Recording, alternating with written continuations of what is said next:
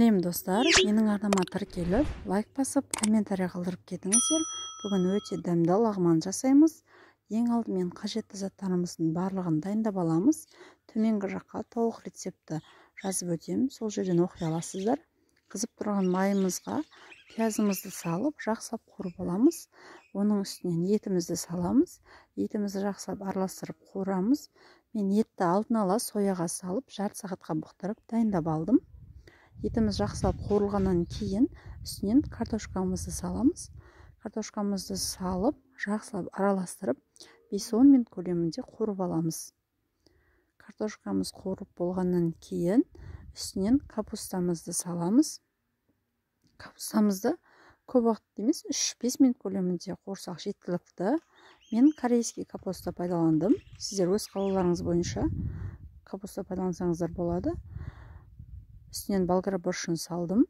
Болгар бұршын үстінен салат салдым. Кішкене салаттың үстінен азырақ томат салдым. Және де түрлі дәмдеуіштер қостым.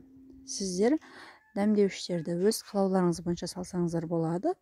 Кішкене соя құйдым. Міне мынандай соя пайдаландым. Енді үстінен су құямыз. Мен бір күрішке су құйдым. Егер де сұйық болсын десеңіздер, бір күрішкеден де көп қойсаңыздар болады. Суымыз міне құйылды. Үстінен укроп, зелень, чеснок салдым. Оны бір араластырдым. Міне полипіміз дайын болды. Лағманымызды дайындаймыз. Мен қайнап тұрған суға спагеттилерді салдым. Қолдан лағман созбадым, спагеттилер пайдаландым. Бір қайнағаннан кейін осылай шанышқының көмегімен араластырып тұру қажет. Міне мен спагеттиім пісті. Осыны судан алып алдым.